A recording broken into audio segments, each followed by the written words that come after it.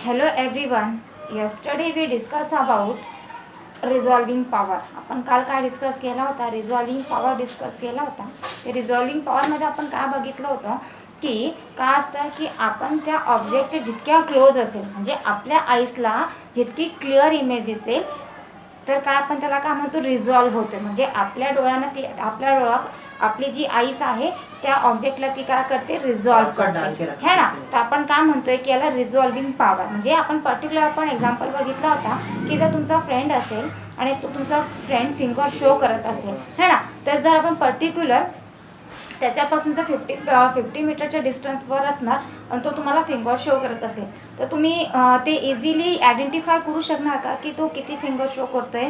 नाही. पण जर तुम्ही त्याच्या 10 मीटरच्या डिस्टन्सवर असणार तुम्ही इझिली आयडेंटिफाय करू शकता है ना. म्हणजे तुमच्या आईसला जेवढी क्लिअर इमेज दिसेल तर आपण तो काय म्हणतोय की रिझॉल्व्ह होतोय. काय होतोय? तुमचा रिझॉल्व्ह होतोय है ना. तर आपण हे काल डिस्कस केलं होतं की रिझॉल्विंग पॉवर काय आहे. तर today we learn about Rayleigh of criterion of limit for resolution किंवा for resolving power. Let's see on screen. Rayleigh's criterion for limit of resolution or for resolving power. Okay, आपण आज काय डिस्कस करतोय? Rayleigh's criterion for limit resolution. Limit of resolution काय आहे? रिझॉल्विंग power है ना. आपण काल डिस्कस केला तर रिझॉल्विंग पॉवर काय असतो. तर बघा आपण काय म्हणतोय की आपण रेलेस क्रायटेरियन काय असतो. सपोज कन्सिडर करा की दोन ऑब्जेक्ट आहे आणि ते दोन ऑब्जेक्ट आपण काय करतोय कोणत्या पण एक इन्स्ट्रुमेंट म्हणजेच आपण काय म्हणतोय तुमची मायक्रोस्कोप असू द्या किंवा टेलिस्कोप असू द्या किंवा तुमच्या आईस असू द्या है ना. तर आपण त्या दोन म्हणजे आपण त्या दोन ऑब्जेक्टला कोणत्याही एका ऑब्जेक्टपासून आपण काय करतोय म्हणजे कोणतेही इन्स्ट्रुमेंटपासून आपण काय करतोय त्याचा आयडेंटिफाय करतोय आपण त्याचा काय करतोय आयडेंटिफाय करतोय दोन ऑब्जेक्टचा है ना. कोणत्याही इन्स्ट्रुमेंटवरून त्याला आपण काय म्हणतोय रेलेस क्रायटेरियन. तर डिस्कस करू काय आहे Rayleigh's criterion. According to Lord Rayleigh's का कोण आहे? सायंटिस्ट आहे. The ability of an optical instrument to distinguish between two closely spaced objects depend upon the diffraction pattern of the two objects. Okay, आपण काय consider करतोय की दोन object आपण कन्सिडर करतोय आणि त्या दोन ऑब्जेक्टमध्ये आपण काय करतोय डिस्टिंग्विश बिटवीन. बघा दोन क्लोजली ऑब्जेक्ट घेतलेला आहे आणि तो कसे आहे दोन ऑब्जेक्ट डिफ्रॅक्शन पॅटर्नचे आहेत. तर आपण ते कशामधून सीन करतोय slit point object star etcetera produce at the screen retina, eyepiece, etc. According to this criterion, two objects are just resolved when the first minimum of the diffraction pattern of one source coincide with the central maximum of the diffraction pattern of the source and vice versa. Okay, आपण काय म्हणतोय की जे दोन objects आहे म्हणजे रेलेस criterion काय आहे हे तुम्हाला डायग्रामवरून तुमच्या लक्षात येऊनच जाईल. बघा आपण काय म्हणतोय की हे जे दोन ऑब्जेक्ट आहे तर त्या दोन बघा म्हणजे फर्स्ट ऑब्जेक्टचा काय असेल first maxima centre of the first maxima ही काय झाली पाहिजे सेकंड ऑब्जेक्टची मिनिमा फर्स्ट मिनिमा सोबत काय झाली पाहिजे ती कोइन्साइड झाली पाहिजे. तर आपल्याला काय यालाच काय म्हणतो आपण म्हणजे तो काय होईल तो रिझॉल्व्ह होईल. म्हणजे तो आपण इझिली आपण काय करू शकतो आयडेंटिफाय करू शकतो. जर रिझॉल्विंग पॉवरमध्ये आपण म्हटलं होतं की आपण म्हणजे प्रत्येक गोष्टी आपण सेपरेशन केव्हा करू शकतो की ज्यावेळेस ती आपल्या आईच्या व्हेरी क्लोज असेल है ना. तर तो रिझॉल्विंग होती. तर इथे पण अशीच केस आहे. फक्त आपण काय म्हणतोय की इथे तुमचा दोन ऑब्जेक्टची फर्स्ट ऑब्जेक्टची सेंटर ऑफ फर्स्ट मॅक्झिमा आणि सेकंड ऑब्जेक्टची फर्स्ट मिनिमा काय झाली पाहिजे कोइन्साइड झाली पाहिजे. Let's see a diagram. बघा जे फर्स्ट डायग्राममध्ये दिसते तर हे काय दिसते तुम्हाला अनरिझॉल्व्ह दिसते है ना. कारण की बघा इथे काय होतंय की दोघांची बघा या डायग्राममध्ये रेलेस क्रायटेरियनमध्ये तुम्हाला जी फर्स्ट मॅक्झिमा आणि सेकंड मॅक्झिमा दोघांचा सेंटर कोइन्साइड होती. तर ही काय आहे ही रिझॉल्व्ह आहे का ही अनरिझॉल्व्ह आहे. बी डायग्राममध्ये बघा जस्ट रिझॉल्व्ह म्हणतोय आपण. तर बघा इथे तुमची फर्स्ट सेंटर ऑफ मॅक्झिमा तर तुमची काय म्हणतोय आपण की फर्स्ट मिनिमा बघा त्या सेंटरची फर्स्ट मिनिमा ही का होती तुमची कोइन्साइड होताना दिसते, म्हणजे किंचितपणा दिसते, तर आपण याला काय म्हणतोय की हे जस्ट रिझॉल्व म्हणतोय. आणि सी मध्ये आपण बघा तुमची फर्स्ट जी मिनिमा आहे ती सेंटर ऑफ फर्स्ट मिनिमा ही बघा centre of the first Maxima ची सेकंड ऑब्जेक्टची फर्स्ट मिनिमा है ना, ती काय होती तुम्हाला एकमेकांना कोइन्साइड होताना दिसते.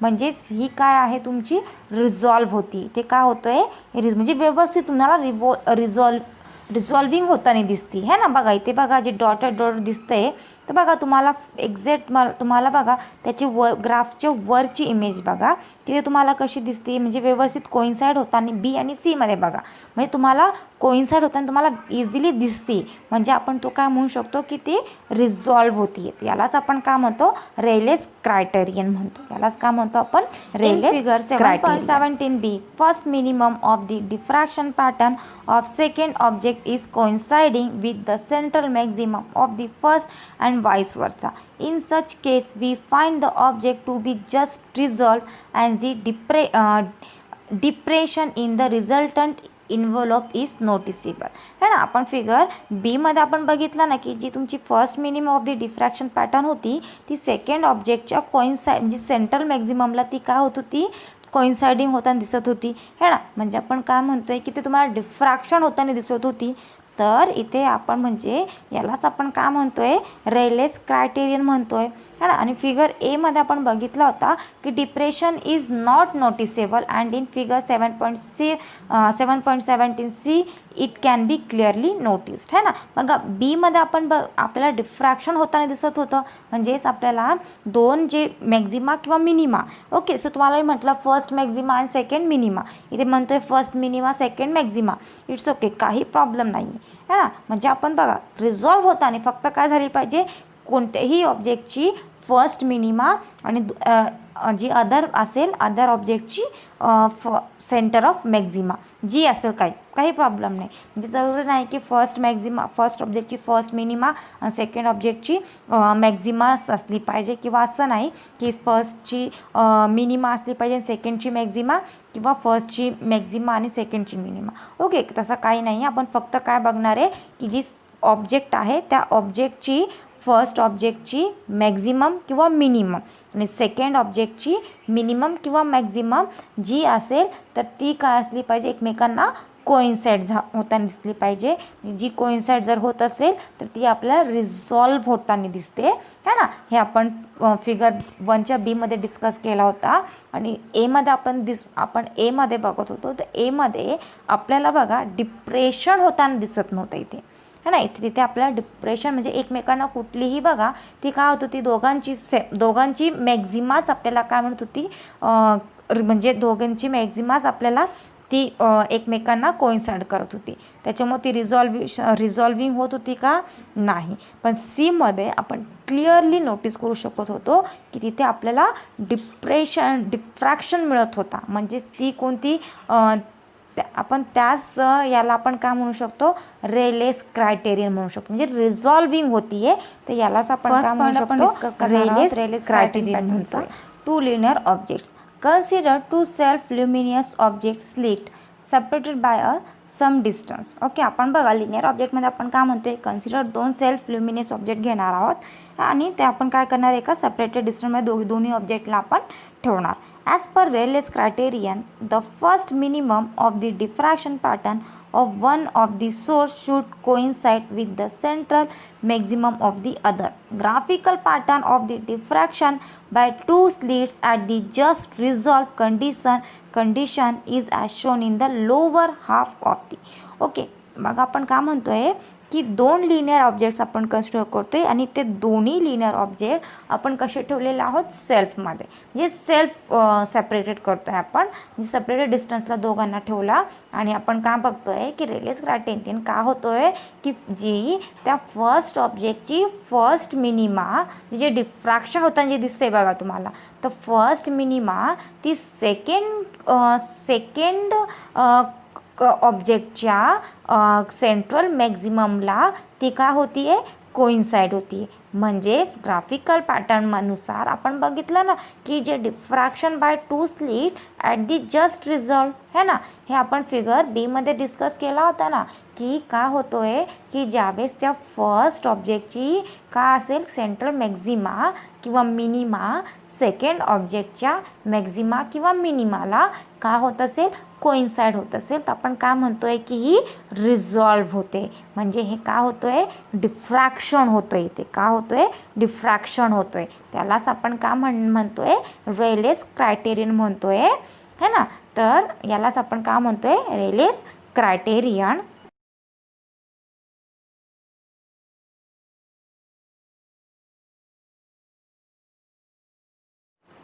Figure 2b, angular separation position of first principal minimum is. Okay बघा आपण काम फिगर 1b जी आहे ती काय केलं तर आपण अँग्युलर सेपरेशन म्हणजे position of the first principal minimum is d theta is equals to lambda by a. याला म्हणा equation 1.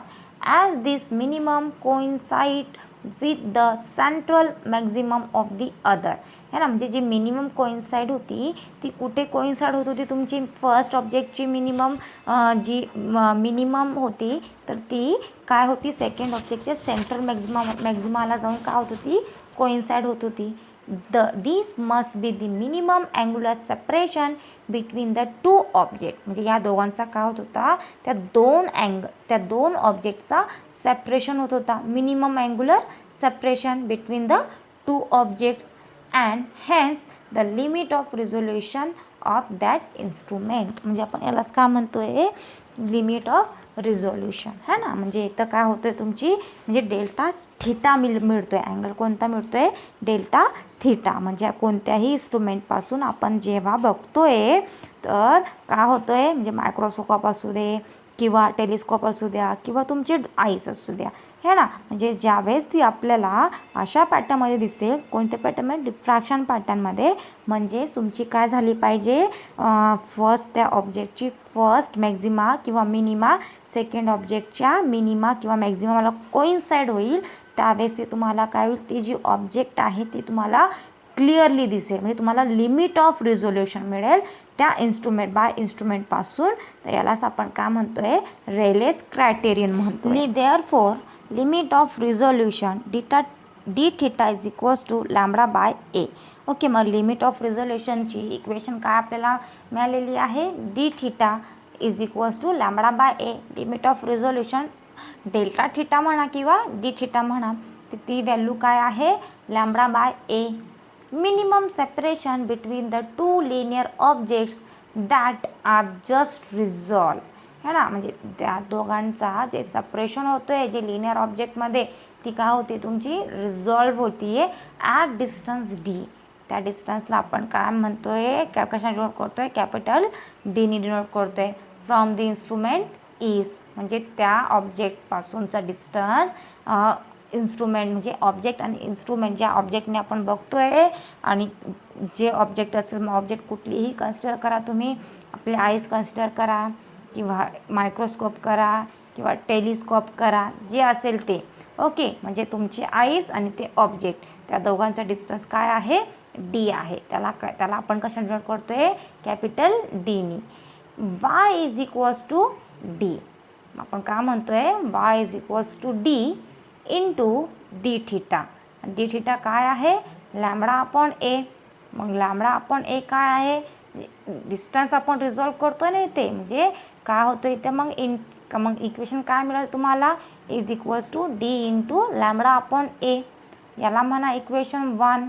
It is obviously the distance of the first minimum from the centre. म्हणजे आपल्याला हा जे इक्वेशन मिळालेला आहे हे जे डिस्टन्स मिळालेला आहे कशाचा मिळालेला आहे फर्स्ट मिनिममचा मिळालेला आहे फ्रॉम दी सेंटरपासून. जे इक्वेशन 1 आहे तर हा इक्वेशन काय कशाचा आहे first minimum from the centre of the distance. Rayleigh's क्रायटेरियनचा सेकंड पार्ट आपण डिस्कस करतोय आता pair of point objects. Okay आता आपण कसं फर्स्ट काय घेतलं होतं लिनियर ऑफ टू ऑब्जेक्ट्स. आता इथे काम घेतो आपण pair of point object. In the case of a microscope quite often the object to be viewed are similar to point object.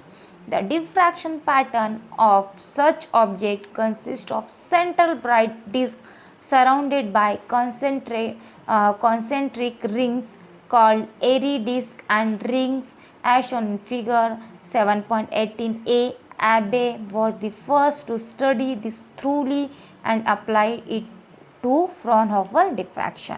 Okay, आपण इथं जे पेअर ऑफ पॉईंट ऑब्जेक्ट घेतोय आता, म्हणजे दोन पेअर्समध्ये आपण घेतोय आणि आपण बघा कुठून बघतोय की in case of a microscope, म्हणजे मायक्रोस्कोपने आपण बघतोय. तर बघा का होतोय की या केसमध्ये जी तुमची सेंट्रल ब्राईट आहे ती काय होत आहे बघा, तुमची जी सेंट्रल ब्राईट जी डिस्क आहे ती surrounded by the concentric rings, म्हणजे ती कशी तुमची सराउंडिंग कशी होती, जशी रिंग सराउंडेड होता किंवा एरी डिस्क किंवा रिंग्स जशी तुमची का होती राऊंड अँड राऊंड ती का होती तुमची फिरते.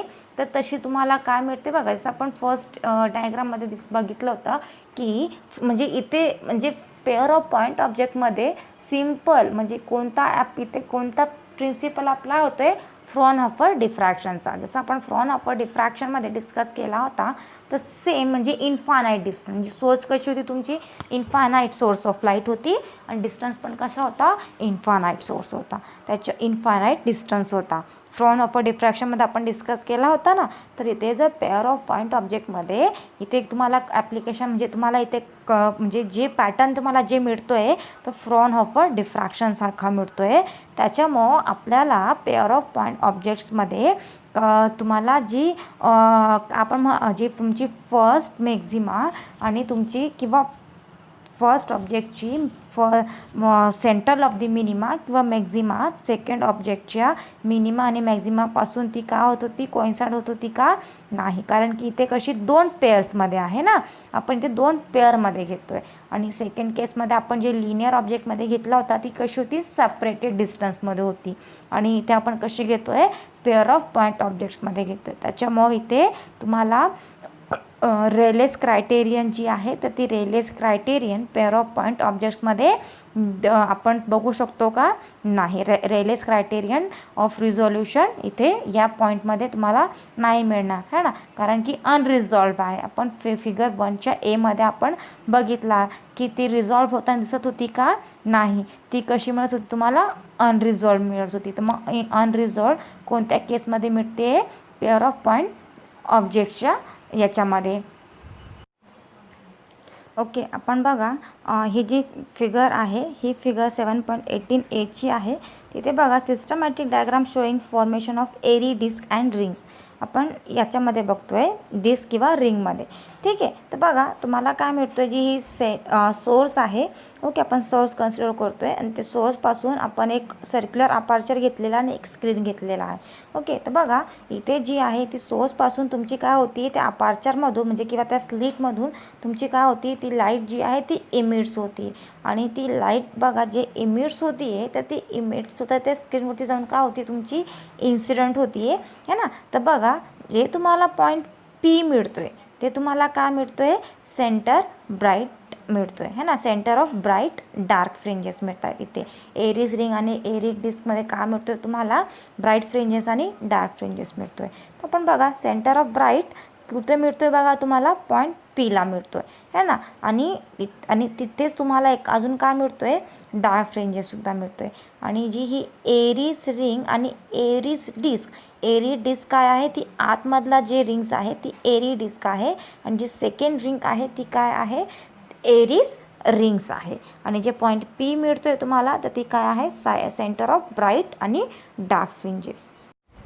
ओके, बघा आता काय म्हणतो आपण बघतोय की आता एरी डिस्कमध्ये जर आपण लेझर जर इन्सिडेंट केला तर बघा ती तुम्हाला कशी दिसते रिंग्स अँड रिंग्स म्हणजे तुम्हाला इथे रिझॉल्व होताना दिसते का, म्हणजे ते तुम्हाला कशी मिळते rings and rings rings and rings rings and ring जसे आपण थेरीमध्ये डिस्कस केलेला होता. म्हणजे ते कुठलीही रिझॉल्विंग एकमेकांना जी रिंग्स आहे ती का होती तुम्हाला कोइन्साइड होताना दिसते आहे का नाही है ना. बघा ही round and round round and round का होती तुमची ती सर्क्युलर पाथने तुमची फ्लो जी आहे ती रिव्हॉल्व होते पण तुम्हाला इथे कुठलेही प्रकारचा रिझोल्युशन होताना दिसते का या एरी डिस्कमध्ये?